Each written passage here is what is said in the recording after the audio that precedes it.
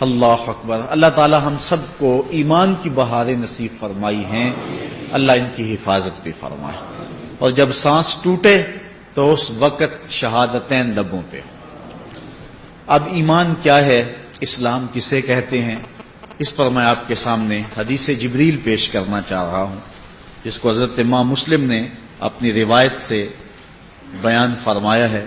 حضرت عمر رضی اللہ تعالی عنہ اس حدیث کے راوی ہیں. حضرت عمر بن خطاب رضی اللہ تعالی عنہ کہانی سنا رہے ہیں، خوبصورت کہانی، دل نشین اور دل آویز داستان. کہتے ہیں قال بینما نحن عند رسول اللہ صلی اللہ علیہ وسلم ذات یوم، ہم ایک دن حضور علیہ السلام کی خدمت میں بیٹھے ہوئے تھے، حضور کی صحبت کا شرف پا رہے تھے، اجالے بٹ رہے تھے، انوار اتر رہے تھے، کرم کی برکھا نازل ہو رہی تھی، اور ہماری آنکھیں تھی، حضور کا حسن تھا، حضور کا جلوہ تھا. ہم حضور کی مجلس میں بیٹھے ہوتے تھے. تو ایک دن ایسا تھا کہ حضور کی مجلس میں ہم بیٹھے تھے. اطلع علینا رجل، فرماتے ہیں کہ ہم جب بیٹھے ہوئے تھے تو ایک شخص آیا. اس کی حالت کیا تھی؟ شدید و بیاض الثیاب، اس کے سفید کپڑے تھے، شدید سفید، جس کو ہم اپنی زبان میں کہتے ہیں چٹے سفید. اس کے سفید کپڑے تھے، شدید و سواد الشعر، اور سیاہ کالے بال تھے، سخت کالے بال تھے. لا یرا علیہ اثر السفر، لیکن اس پر سفر کے آثار بھی دکھائی نہیں دے رہے تھے. کیونکہ وہ بندہ سفر سے آیا ہو تو پتہ چلتا ہے کہ اس کے لباس میں سلوٹیں ہوتی ہیں. تو وہ اپنی حیت قضائیہ سے مسافر نہیں لگ رہا تھا. اگر مسافر نہیں تھا تو پھر مدینے کا رہنے والا تھا. مدینے کی آبادی بہت ساری نہیں تھی، سارے لوگ ایک دوسرے کو جانتے تھے. اگر وہ مدینے والا تھا، مدینے کا باسی تھا، تو پھر صحابہ کو جاننا چاہیے کہ یہ شخص کون ہے. لیکن کہتے ہیں ولا یعرفہ منا احد، ہم میں سے کوئی اسے پہچانتا بھی نہیں تھا، مسافر لگتا نہیں تھا، مقامی تھا نہیں. حتی جلس الی النبی صلی اللہ علیہ وسلم، یہاں تک کہ وہ حضور کے پاس آ کے بیٹھ گیا. فاسند رکبتیہ الی رکبتیہ، اللہ اکبر. تو اس نے اپنے گھٹنے جو ہیں وہ حضور کے گھٹنوں کے قریب کر کے جوڑ کے بیٹھ گیا. اتنا قریب ہوا کہ اس کے گھٹنے حضور کے گھٹنوں سے جڑ گئے، اتنی قربت ہوئی. پھر آگے اس نے کیا کیا؟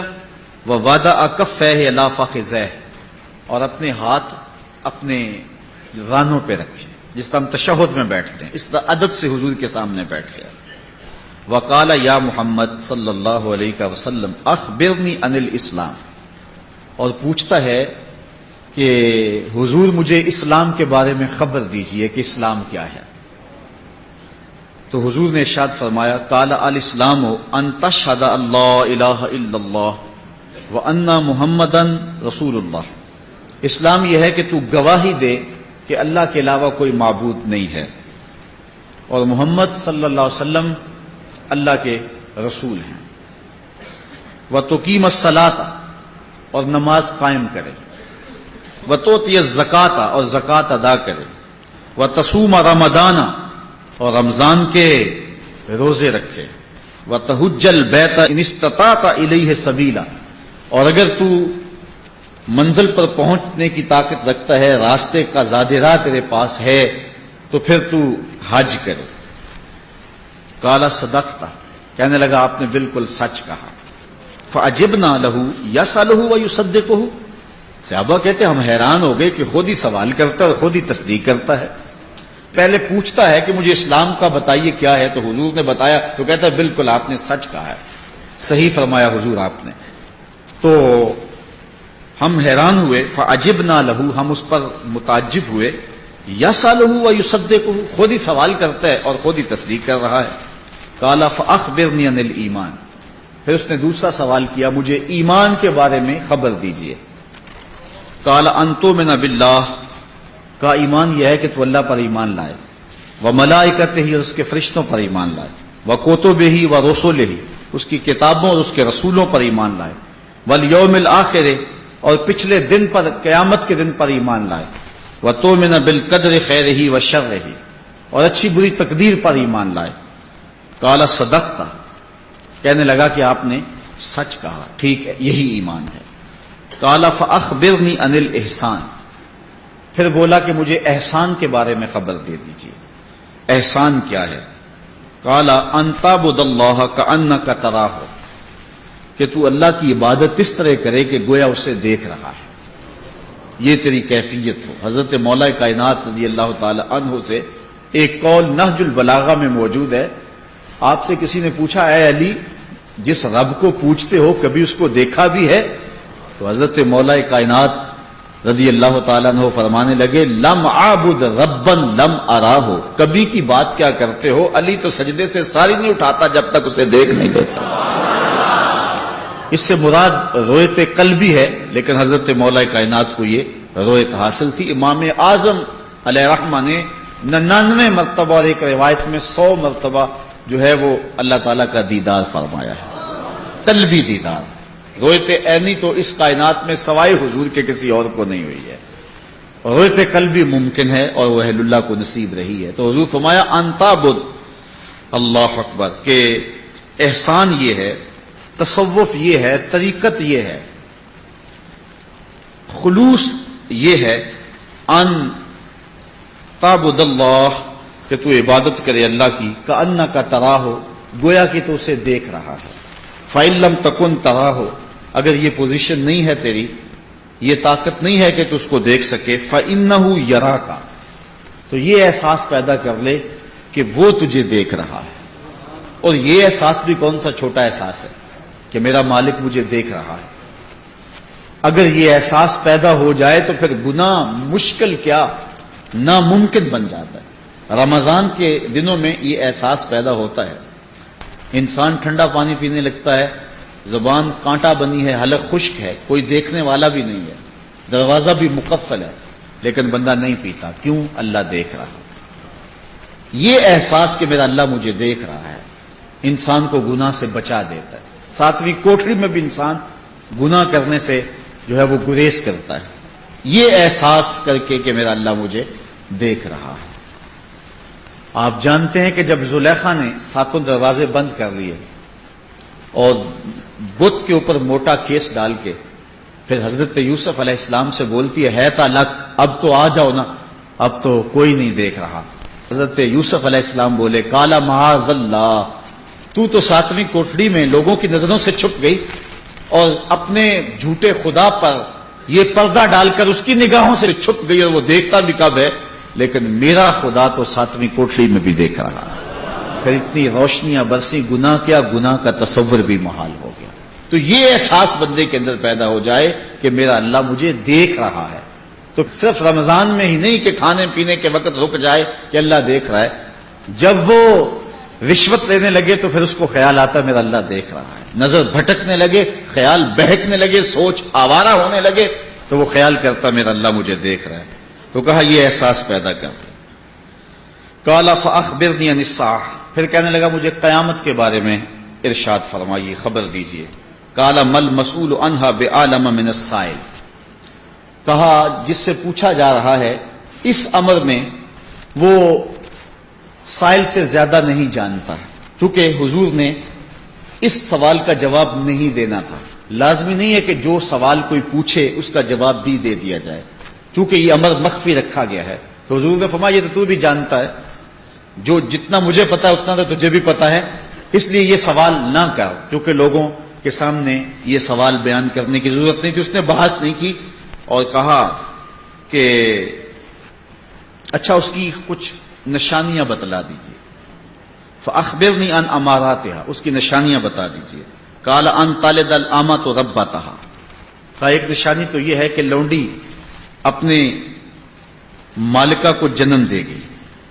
وان ترى الحفاة العراة العالة رعاء الشاة یتطاولون فی البنیان، اور دوسری بات یہ ہے کہ ننگے پاؤں والے، ننگے بدن والے، کنگال اور بکریاں چرانے والے مکان بنانے میں ایک دوسرے سے جو ہیں وہ فخر و مباحات کرتے ہوئے مکان کی بنیادیں ایک دوسرے سے اونچا لے جانے کی کوشش کریں گے۔ یتطاولون فی البنیان، وہ ایک دوسرے سے اونچے اونچے گھر بنائیں گے، ایک نے بنایا دوسرے نے اس سے اونچا بنایا، یہ قرب قیامت کی نشانی ہے۔ اللہ قال ثم انطلق، حضرت عمر کہتے ہیں کہ پھر وہ شخص چلا گیا۔ فلبثت ملیا، ہم کافی دیر حضور کے پاس بیٹھے رہے، کچھ عرصہ گزرا۔ قال یا عمر اتدری من السائل، کہا عمر جانتے ہو یہ سوال کرنے والا کون تھا؟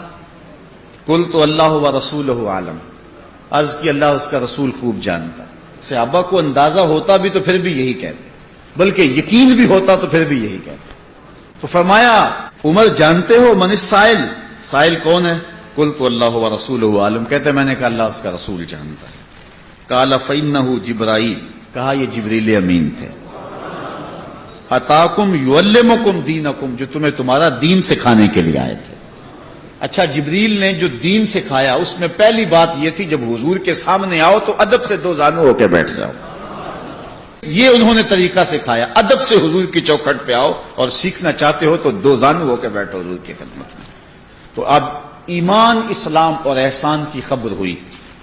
حضرت ابن عمر رضی اللہ تعالیٰ عنہ سے ایک روایت ہے، اس میں بھی ان 5 چیزوں کا ذکر کیا گیا ہے۔ یہ حضرت عمر سے ہے اور یہ ان کے بیٹے حضرت ابن عمر رضی اللہ تعالیٰ عنہ سے۔ فقیہ صحابی، بنی الاسلام علی 5 شہادت اللہ الہ الا اللہ وان محمدا عبدہ ورسولہ واقام الصلاۃ وایتاء الزکوٰۃ والحج وصوم رمضان۔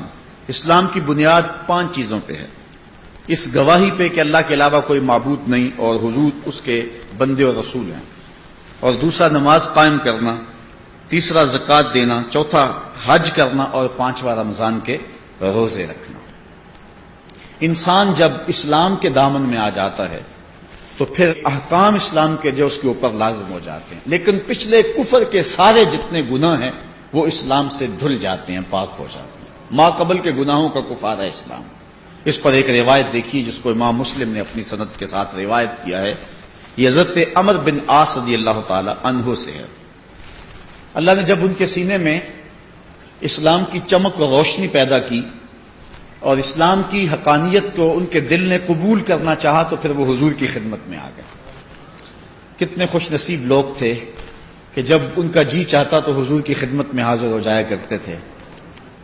تو کہتے ہیں میں حضور کی خدمت میں حاضر ہوا، اتیت النبی صلی اللہ علیہ وسلم، میں حضور کی خدمت میں حاضر ہوا، فقلت ابسط یمینک فلابایعک، عرض کی حضور ذرا اپنا دایاں ہاتھ بڑھائیں نا، میں آپ کے ہاتھ پہ بیعت کرنا چاہتا ہوں، میں اسلام کی بیعت آپ کے ہاتھ پہ کرنا چاہتا ہوں۔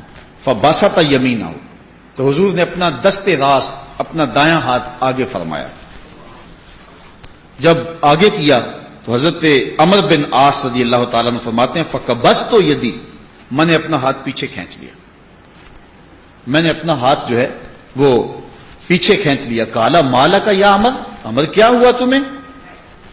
مجھے تم نے کہا کہ ہاتھ بڑھاؤ، میں بیعت کرنا چاہتا ہوں، میں نے ہاتھ بڑھایا تو تم نے اپنا ہاتھ پیچھے کھینچ لیا، کیا ہوا تمہیں؟ مالک، کیا ہوا؟ قلت، تو میں نے کہا اردت ان اشترط، میں چاہتا ہوں کہ میں کوئی شرط لگا لوں، کسی شرط پہ بیعت کرنا چاہتا ہوں۔ قال تشترط ماذا، لگا کیا شرط لگاتا ہے، لگا کیا شرط لگاتا ہے؟ قلت، تو کہتے ہیں میں نے کہا ان یغفر لی، میری شرط یہ ہے کہ پھر میری بخشش ہو جائے، مجھے بخش دیا جائے۔ قال، حضور علیہ السلام نے فرمایا اما علمت یا عمر ان الاسلام یہدم ما کان قبلہ، تجھے اس بات کا پتہ نہیں کہ اسلام تو ما قبل کے سارے گناہوں کو معاف کر دیتا ہے؟ جب کوئی بندہ مسلمان ہو جاتا ہے تو پھر سارے گناہ ختم ہو جاتے ہیں۔ وَإِنَّ الْهِجْرَةَ تَهْدِمُ مَا كَانَ قَبْلَهَا، اور ہجرت ما قبل کے سارے گناہوں سے معافی کا سبب ہے۔ وَإِنَّ الْحَجَّ تَهْدِمُ مَا كَانَ قَبْلَهُ، اور تیسری بات حضور نے فرمائی کہ حج ما قبل کے سارے گناہوں کا کفارہ ہے۔ تو پھر کہتے ہیں میں نے حضور کے ہاتھ میں ہاتھ دیا۔ یہ محبت والے لوگ تھے نا، وہ ایک بزرگ ہوتے تھے پرانے دور میں، تو پرانے دور کے اندر ہمارے جو بزرگ تھے، لوگ تھے، وہ بڑے فنون کے ماہر بھی ہوا کرتے تھے، تو وہ ہاتھ پکڑنے کے، یہ جو ہے وہ بینی پکڑنے کے بڑے ماہر تھے وہ بزرگ، اور جس کا ہاتھ پکڑ لیتے کوئی چھڑا نہیں سکتا تھا، تو بڑے بڑے مقابلے بھی ہوتے تھے۔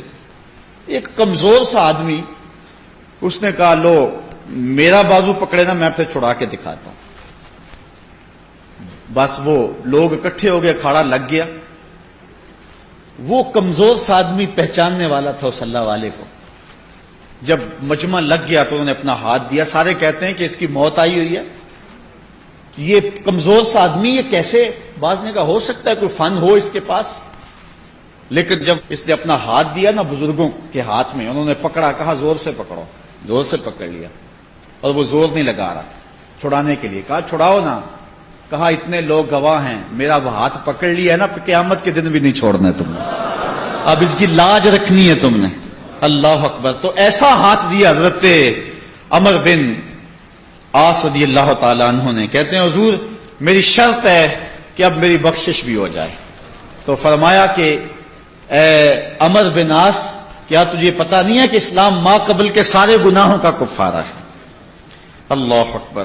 حضرت امام بخاری اپنی سند سے حضرت ابو ہریرہ سے روایت کرتے ہیں کہ حضور علیہ السلام نے ارشاد فرمایا الایمان بدع و سبعون شعبہ، اسلام کے 70 سے کچھ زیادہ شعبے ہیں، فافضلها لا الہ الا اللہ، افضل ترین شعبہ لا الہ الا اللہ ہے، وادناها اماطۃ الاذى عن الطریق، اور کم سے کم مرتبہ یہ ہے، سب سے نیچے والا شعبہ یہ ہے کہ کوئی گری پڑی چیز راستے سے اٹھا کر راستے کو صاف کر دینا۔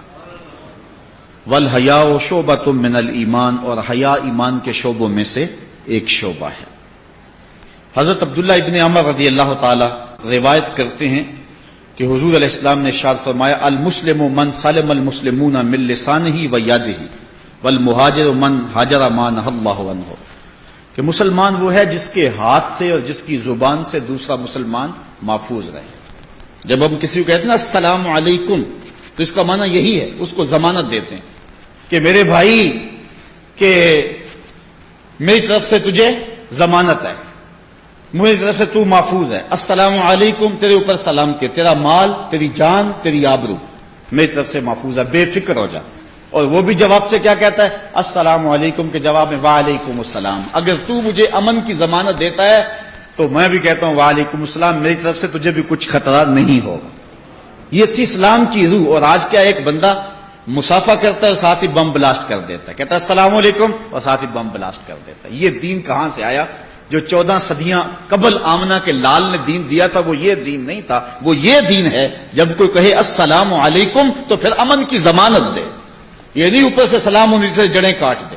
تو کہا مسلمان وہ ہے جس کے ہاتھ سے اور جس کی زبان سے دوسرے مسلمان محفوظ رہیں، اور مہاجر وہ ہے جو اللہ کی حرام کردہ چیزوں سے ہجرت کر جائے۔ حضرت انس رضی اللہ تعالی عنہ سے مروی ایک روایت سنیے، اور یقیناً یہ روایت سنتے ہی آپ کو ٹھنڈ پڑ جائے گی، اور یہ روایت آپ پہلی بار نہیں سنیں گے، آپ میں سے ہر شخص نے سینکڑوں بار سنی ہوگی۔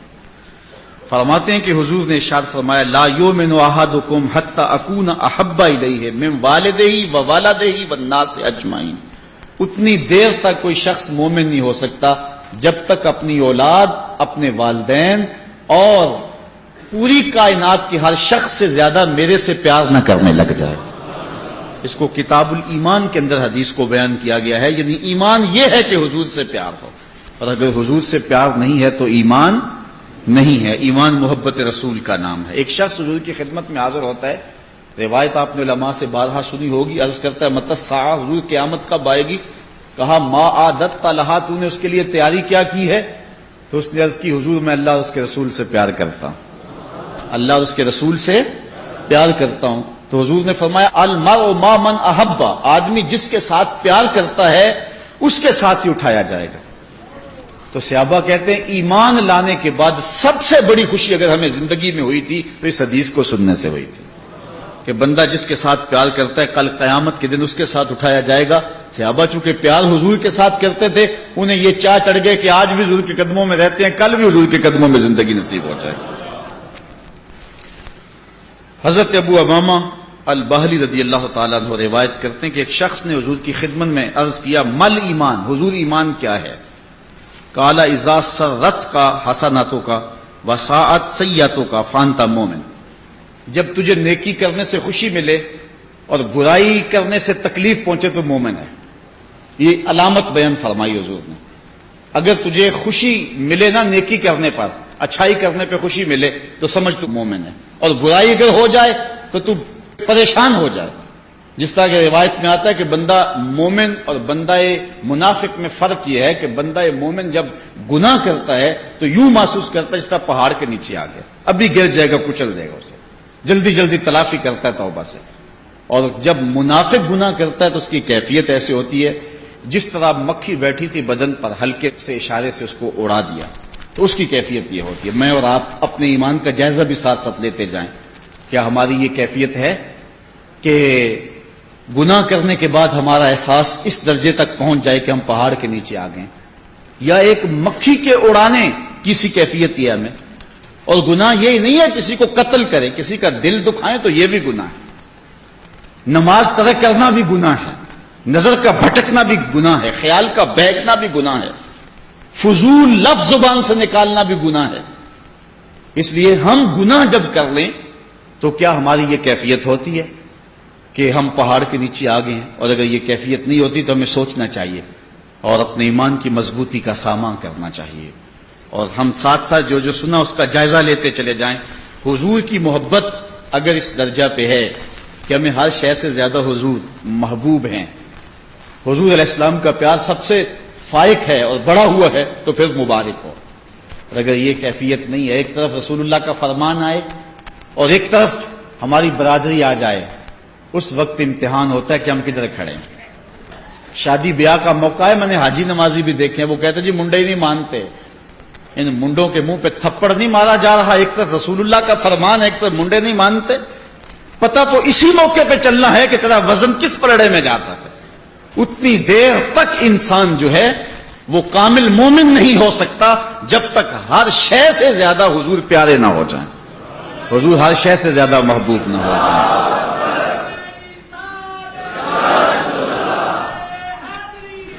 محمد ہے متائے عالم ایجاد سے پیارا، محمد ہے متائے عالم ایجاد سے پیارا، پدر مادر برادر جان مال اولاد سے پیارا۔ محمد کی غلامی دین حق کی شرط اول ہے، اسی میں ہو اگر خامی تو سب کچھ نامکمل ہے۔ حضور سے اپنی محبت کا رشتہ جوڑیں اور مضبوط تر رشتہ کریں۔ محبت کے ایک الگ تقاضے ہیں، بہرحال وہ مضمون ایک لمبا ہو جائے گا، ان تقاضوں کو بھی سمجھیں اور حضور کے ساتھ اپنے پیار کے رب کو مضبوط کر لیں۔ جو حضور تک نہیں پہنچا وہ خدا تک نہیں پہنچا ہے۔ تو فرمایا کہ جب تجھے نیکی خوشی دے اور برائی سے جو ہے تجھے تکلیف پہنچے تو تو مومن ہے۔ قیلا یا رسول اللہ فمل اسم، عرض کی حضور گناہ کیا ہے؟ قال اذا حاک فی نفسک شیء فداہ، فرمایا جب تیرے سینے میں کوئی چیز کھٹکے تو پھر اس کو چھوڑ دے۔ جب تیرے سینے میں کوئی چیز کھٹکے، چبن پیدا ہو، یہ چیز ٹھیک نہیں ہے، تو پھر اس کو چھوڑ دے۔ اور ایک حدیث میں ہے کہ حضور فرمایا کہ حلال بھی واضح ہے، حرام بھی واضح ہے، اور اس کے درمیان کچھ شبہ والی چیزیں ہیں، جو شبہ والی چیزوں میں پڑ گیا وہ حرام میں ہی پڑ گیا، اپنی حفاظت کریں۔ صحابہ فرماتے ہیں کہ بعض اوقات ہم اشتباہ کی وجہ سے جائز کام کو بھی چھوڑ دیا کرتے تھے، کہیں اس میں خرابی نہ آ جائے، اس لیے اپنی حفاظت کریں۔ اب آئیے ایک اس عنوان سے آخری روایت آپ کے سامنے رکھ کے ہم دعا کی طرف بڑھیں گے۔ حضور علیہ السلام کی زبان سے دی گئی خوشخبری، حضرت انس روایت کرتے ہیں، وہ کہتے ہیں کہ حضرت معاذ بن جبل رضی اللہ تعالی عنہ حضور کے پیچھے بیٹھے ہوئے تھے، ردیف تھے حضور کے سواری پر۔ چلتے چلتے حضور نے فرمایا یا معاذ، اے معاذ، قال لبیک یا رسول اللہ وسعدیک، کہا حضور میں حاضر، غلام حاضر۔ یہ لبیک یا رسول اللہ کا جو لفظ ہے یہ کثرت کے ساتھ صحابہ سے منقول ہے، جب بھی حضور پکارتے تو وہ لبیک یا رسول اللہ کہتے ہوئے جو ہے وہ حضور کی خدمت میں حاضر ہو جاتے۔ تو کہا لبیک یا رسول اللہ وسعدیک، حضور میں حاضر۔ حضور علیہ السلام نے کوئی گفتگو نہیں فرمائی، تھوڑی دیر آگے گئے تو پھر فرمایا یا معاذ، اے معاذ، قال لبیک یا رسول اللہ وسعدیک، حضور میں حاضر، کیا حکم ہے ارشاد فرمائیے۔ حضور پھر خاموش ہو گئے، تھوڑے قدم سواری چلی تو حضور نے پھر فرمایا یا معاذ، امڑتے ہوئے پیار کی کہانیاں تو دیکھیں، کوئی یوں بھی پیار کیا کرتا ہے، محبت کے یوں سلوک بھی ہوا کرتے ہیں۔ پھر کہا یا معاذ، معاذ، کہا لبیک یا رسول اللہ وسعدیک، حضور میں نوکر حاضر ہوں، ارشاد فرمائیے۔ قال ما من احد یشهد اللہ الہ الا اللہ وان محمدا رسول اللہ صدقا من قلبہ الا حرمہ اللہ من النار. حضور نے فرمایا کہ جو شخص صدق دل سے، سچے دل سے لا الہ الا اللہ محمد رسول اللہ پڑھ لیتا ہے، اللہ تعالیٰ اس کے اوپر دوزخ کی آتش کو حرام کر دیتا ہے. قال یا رسول اللہ، حضرت معاذ بن جبل نے عرض کی یا رسول اللہ افلا اخبر بہ الناس، کیا میں یہ بات لوگوں کو نہ بتا دوں؟ یہ بات جو ہے وہ میں زمانے کو بتا نہ دوں تو وہ خوش ہو جائیں گے. اتنی بڑی خوشخبری جب ملے گی تو وہ خوش ہو جائیں گے، تو یہ بات میں لوگوں کو نہ بتا دوں. کالا اذا یتکلوا، وہ اسی پہ بھروسہ کر لیں گے. تو حضرت سیدنا معاذ بن جبل نے پھر ساری زندگی یہ حدیث بیان نہیں کی. جب آخری وقت آیا تو اس وقت کہا لوگوں میرے پاس ایک امانت ہے اور میں چاہتا ہوں کہ وہ تمہیں بیان کر ہی جاؤں. تو پھر انہوں نے آخری موقع کے اوپر فاخبر بها معاذ عن موته تعصما، گناہ کے ڈر سے کہ حضور کی کوئی بات چھپانی نہیں چاہیے، تو انہوں نے جو ہے اس حدیث کو بیان کر دیا کہ جس نے سچے دل سے لا الہ الا اللہ پڑھ لیا وہ جنت میں جائے گا. یہاں اعلی حضرت کو سنیے، وہ کہتے ہیں پیش حق مجدہ شفاعت کا سناتے جائیں گے، پیش حق مجدہ شفاعت کا سناتے جائیں گے، آپ روتے جائیں گے ہم کو ہنساتے جائیں گے. وسعتیں دی ہیں خدا نے دامن محبوب کو، جرم کھلتے جائیں گے اور وہ چھپاتے جائیں گے. حضور فرمایا شفاعتی لأہل الکبائر من امتی، میں قیامت کے دن بڑے بڑے گناہ گاروں کی سفارش کر کے انہیں جنت میں لے جاؤں گا. کیسی کرم نوازیاں برسیں گی اس دن. حضور کے صدقے سے سب کچھ ہوگا، اللہ ان کے صدقے سے کرم دوبالا ہوگا. وہ کسی نے یہ شعر پڑھا نا کہ وہ اپنا مقدمہ کیسے ہار سکتا ہے جس کے حضور وکیل ہوں، تو میں نے اس کو ٹوک دیا، میں نے کہا یار وکیل نہ کہو، وکیل بمانا ایڈوکیٹ، کیونکہ بات مقدمے کی چل رہی ہے. وکیل بمانا نگہبان، یہ تو درست ہے، لیکن یہاں تم وکیل بمانا ایڈوکیٹ کر رہے ہو تو یہ درست نہیں ہے. کیوں؟ اس لیے کہ جو وکیل ہوتا ہے وہ جج کو کہتا ہے کہ میرے موکل نے یہ جرم نہیں کیا لہذا چھوڑ دو. اگر جرم ثابت ہو تو سزا پکی ہے. جو وکیل ہے وہ اپنے موکل کے بارے میں جج کو کہتا ہے کہ میرے موکل نے یہ جرم نہیں کیا لہذا چھوڑا جائے. اور جو شفیع ہوتا ہے وہ کہتا ہے سب کچھ کیا ہے، میرا آنا دیکھا جائے. حضور قیامت کے دن وکالت نہیں فرمائیں گے، شفاعت فرمائیں گے. جدھر جدھر ہاتھ اٹھتے چلے جائیں گے بخشش ہوتی چلی جائے گی. حضور فرمایا میرے اللہ نے مجھے دو چیزوں میں ایک کو اختیار کرنے کا اختیار دیا. یا تو اللہ نے کہا محبوب آدھی امت کا حساب لے لیں گے، آدھی کو یوں ہی معاف کر دیں گے، یا پھر حق شفاعت لے لو. حضور فرماتے ہیں میں نے شفاعت کا حق لیا ہے. آپ سمجھ تو گئے ہوں گے کہ حضور نے شفاعت کا حق کیوں لیا ہے. اسی لیے کہ حضور شفاعت کر کے ساری امت کو بخشوانا چاہتے ہیں. ماہ سیام کے حسین لمحے ہیں اور یہ 5 دن اللہ نے ہمیں نصیب فرمائے اور یہ خوبصورت دن تھے. اور 5 دنوں حضور کے کرم اور حضور کے فضل اور اللہ کی رحمتوں کے اجالے یہاں پھیلتے رہے. 2 دن شدید بارش کے باوجود بھی میں خوش ہوا کہ لوگ محبت کے ساتھ تشریف لاتے رہے. آج دعا کا دن ہے اور اللہ کے حضور ہم نے اپنے گناہوں کی معافی بھی مانگنی ہے اور اس وطن عزیز کے لیے بالخصوص ہم نے دعا مانگنی ہے. دعا مانگیں تو پورے یقین سے مانگیں. علماء کہتے ہیں دعا ہر صورت قبول ہوتی ہے، لیکن صورت قبولیت کی 4 ہیں. یا تو بندہ جو مانگتا ہے وہی مل جاتا ہے، یا ایسے ہوتا ہے جو مانگتا ہے وہ نہیں ملتا بلکہ انسان کو اس کے بدلے میں کچھ اور دے دیا جاتا ہے. بندے نے کچھ مانگا لیکن اس کے بدلے میں وہ اس کے لیے مناسب نہیں تھا اور دے دیا گیا. یا پھر ایسا ہوتا ہے کہ جو مانگتا ہے فی الفور نہیں دیا جاتا، کچھ وقت کے بعد ملتا ہے. اور یا پھر ایسا ہوتا ہے کہ جو مانگتا ہے وہ بھی نہیں ملتا، اس کے بدلے میں بھی کچھ نہیں دیا جاتا، لیکن اس کے بدلے میں آنے والی کوئی مصیبت ہے جو اللہ ٹال دیتا ہے. اور ایک بات یہ بھی علماء نے بیان فرمائی، یا اس دعا کو آخرت کے لیے ذخیرہ کر لیا جاتا ہے کہ قیامت کے دن اس دعا کا بدلہ دیا جائے گا. پھر بندہ سوچے گا میری دنیا پہ کوئی دعا قبول ہی نہ ہوئی ہوتی، ساری دعاؤں کے بدلے مجھے آخرت میں دے دیا جاتا.